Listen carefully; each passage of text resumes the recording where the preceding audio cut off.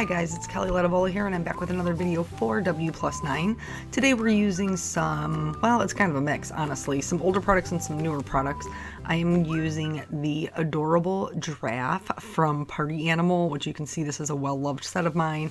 I'm using the Sunshine Layers die. I don't know why that was hard to say. And then I'm also using our hexagon dies. So first thing first, I picked the hexagon that was going to fit my card front, and then I'm just tracing that on a piece of white W+9 cardstock so that I know where I need to color my rainbow. I really wanted to do something that was kind of fun and encouraging, and I love rainbows, so that made sense. I'm going to do this with my Copics, but you can do this with any medium you would like. If you're using watercolor paper, you could definitely paint well, honestly, anything in the background, but you could, do colored pencils, you can do distress inks or oxides, whatever kind of background you want to do. I just thought it would be fun to do a rainbow. In order to make my colors blend, first of all, when I picked them out, I picked out ones that were similar numbers, and the number on the end is the one that matters. So I have a R35 that is mixing into a YR04, but 5 is close to 4, so that's fine. So those are the numbers that I'm looking at. The first numbers just have to do with their brightness factor, and that doesn't really matter so much as the N number that they're similar there. And then you're going to see me go over these a couple of times so that I'm getting a good blend. And that's really just the key to it. If you find you have two colors that aren't blending particularly well, it's not necessarily that you need a transition color in between them. It's more or less just, continually going over them. Copics blend in the fibers of the paper, and so sometimes you need to put down a lot of ink to get them to blend well. So then after I do the rainbow, I picked that B02 I showed you in the beginning with the rest of the rainbow colors as my blue sky color. It looks kind of dark when you first put it down, but that's just because of the moisture in the paper. It really does lighten up to be a nice like sky blue color. And you can see I'm coloring right over those pencil lines. That's because it's not going to matter. Nobody's going to see it. I traced the outside edge of my die, and the die that, like the frame that will fit over it, will be slightly smaller than that. But just so you know, in any other instance, if you are going to color over pencil, you will be able to see it and you will not be able to erase it because it's an alcohol-based marker. It kind of traps the graphite from the pencil underneath there, and you just cannot get rid of it. So just keep that in mind. Just going to go over this a couple of times till it's a smooth coat, and then I'm going to set that aside. I am using same white paper, white cardstock to cut my actual frame, which will be my card front. And then I've picked out the clouds. There's one of the clouds is a small, basically it's almost like a twofer, okay, with those, because you get an outline of the cloud stamp, and then you get an cloud die, and then you get an actual cloud. And I'm going to be using both of those, and I cut multiples because I wasn't sure how many I was going to need. Here I'm using the Gina K Amalgam ink to stamp out my images because it is Copic safe. And I'm going, here's where I noticed my nail polish matched the color VO4, and I thought it was funny. So I needed to point it out apparently. But here I'm going to be coloring this balloon purple. I knew the giraffe was going to be yellow. Yellow's complementary color is purple. That's how I chose kind of my color scheme here. Certainly any other color balloon from the rainbow would have worked as well. I just thought that that would be pretty together. And then the last video I did for W+9, we talked about coloring balloons, and they were kind of smaller balloons. This one's a bigger balloon, and it's going to look really, really funny. It's going to look really, really funny the way that I'm doing the shading, leaving those gaps. This one will have two highlights. It'll have a highlight on the left-hand side and a highlight on the right-hand side. And it's, like I said, it's just going to look strange, but just kind of bear with me as we go through the process. It'll be darker at the base of the balloon where it gathers. And it will be, I left too large of a highlight in the center. Like you can see that big awkward rounded triangle. It almost looks like a shark fin. I left it a little bit too big But don't worry, we're gonna go back over it, and at the end of it, the balloon will look like a normal balloon should look. So yeah, I don't know. I guess I've been really into like a lot of cake, a lot of balloons. I'm just in a birthday mood. Speaking of birthdays, so my son is in kindergarten, and this is really the first year that we've had like just been inundated with birthday parties. We pretty much have a birthday party almost every weekend. Like, how do you decide what birthday parties you're going to and what birthday parties you're not going to? Because he wants to go to all of the birthday parties. And so far, honestly, that's exactly what he's gotten. So here is where, like, I went over and I realized it was just too light. So I went back with the VO4 and just covered that, and it made it look, it made much more sense. And I'm just going to blend that with the VO1. And then I always like to, if I don't leave a white highlight, I like to go in with a gel pen and add it back in.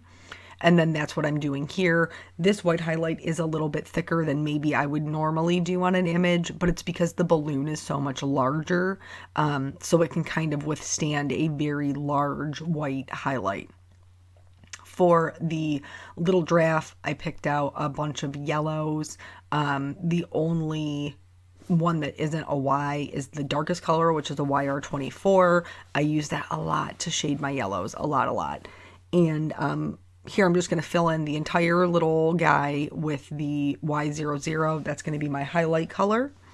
And then from there, you're actually going to see this is why I do lightest to darkest. One of the reasons. The other one is because I'm super heavy-handed with dark colors. But when I went in with the YO2 and started doing the shading, I shaded his legs as if the light source for most of them was on the like top right-hand side. And then I realized that his two front legs, that was going to make the darker areas right next to each other. So I changed the way I shaded it when I started adding the Y08, and I ended up leaving the shading underneath his belly. So where like the backside of his leg, his front leg is, so that there would be some differentiation.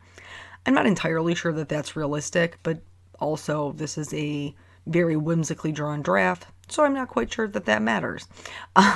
For the spots, I filled them all in with Y08, and then for the ones that are in the quote-unquote shaded areas, I'm using the YR24, just so that the spots on his body also look shaded.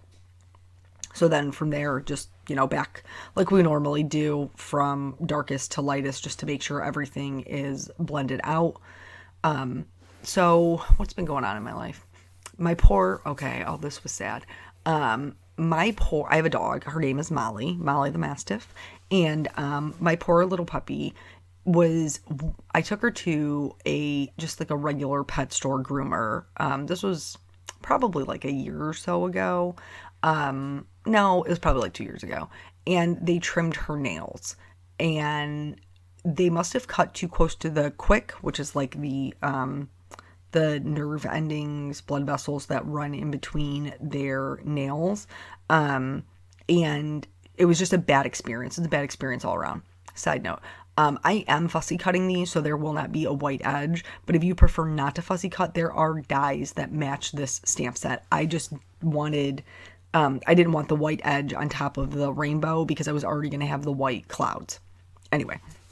So she had a very traumatic experience, and then the next time I took her in, she was kind of a little bit snappy with the people who worked there, and they ended up having to muzzle her in order to cut her nails. That was very stressful for the both of us, quite honestly. And so then I just didn't take her back there. So when I would take her to the vet, I would have the vet do her nails. This is a Memento Tuxedo Black marker. These are water-based, and so I'm just using this to finish off the edges of that fussy cutting so it makes it look like my cutting is even in areas where maybe it is not. Definitely want to use water-based, not alcohol-based. Alcohol-based will bleed into your paper. So I would go, when I would take her to the vet, I would just have them trim her nails. Well, they don't use the little Dremel, like the little sander. So they would just kind of be that blunt cut, and then they would catch on like the couch and blankets and stuff like that. So I wasn't really a huge fan of that either. And so a friend of mine actually is a veterinary technician, and she started, we're going to talk about the card for a second real quick. So I'm stamping this sentiment, and I'm using the W+9 black dye ink to do that. And you hear me oftentimes talk about grounding my images, and usually I do that with a shadow or some sort of shading. Here I'm actually going to do it with the sentiment. So it's going to, because it kind of steps up, it's going to give that draft somewhere to sit, so he doesn't look like he's just floating, and then no shading required. Building the base of the card here, I'm adding foam tape around that frame so that I can put it on top of the rainbow, and it will sit up a little bit, just add a little bit more interest. But anyway, so they don't Dremel them, so they're smooth. And a friend of mine who is a vet tech started kind of her own business where she is like she travels to you to do things like that, like nail trimmings, any kind of groomings if they need like hair shaved, if they've been injured or if they have had a surgery and they need wound care after they've seen a vet. Like, she does all of these things, which is awesome. So I was like, listen, she hasn't had her nails cut in probably like a year. I was maintaining it over the summer just by walking her, because walking them on concrete naturally kind of shaves down their nails. And so I was like, I was doing that. And now we're into winter and her nails are too long and she's chewing on them, and I know they're bothering her. So she came over to try to trim these poor dog's nails, and like she straight up was not having it, guys. Not at all. So they come in, and Molly is she's very friendly, wants to see her. She knows she's got treats in the bag, the whole deal. We tried peanut butter. We tried, which apparently is how they do it normally, like kind of restraining her, which was really hard on me because she was crying and I knew she was upset, and then I was upset, and I like, if it was something that was hurting her, like her toenails were like growing into her paws, then I would have just sucked it up, Sally, because it would have been better for her. But this whole thing, which should have taken like maybe 20 to 30 minutes, ended up taking like an hour and a half, and it just ended up being like too much for the both of us, honestly. So we did manage to get her back nails trimmed with actually no issue. It was her front ones that were the issue. So I would have to be like, give me your paw, and then she would give me your paw, and I would give her the peanut butter, and then I would try to clip her nail, and then she would take her paw away. And so it ended up like for every I don't know, 5 times she gave me her paw, I maybe got to clip one toenail. So she's got a Bidget manicure right now, and I'm probably gonna have to take her back to the vet to have the rest of them done, where they will like just clip them while they're doing the things that they need to do with her, and it will be much faster. I just felt like the whole thing was kind of stretched out for her, and then I felt bad. So if you have a doggy that doesn't like having their toenails clipped, please tell me what you do in order to make that happen, because my little girl just does not like it. So that's the card built up, and then I just, I love me some glitter, and so I put it on everything. I put it on the clouds, I put it on the rainbow, and then I like turned the paper to make sure that I could get all areas of all the things. You don't really have to worry about this picking up any color of alcohol markers. If you are using another medium, you might have to be aware of it kind of spreading it around. The Clear One Castella will sometimes do that, but that's the whole entire card. So thank you guys so much for joining me, and I will catch you on the next video. Bye.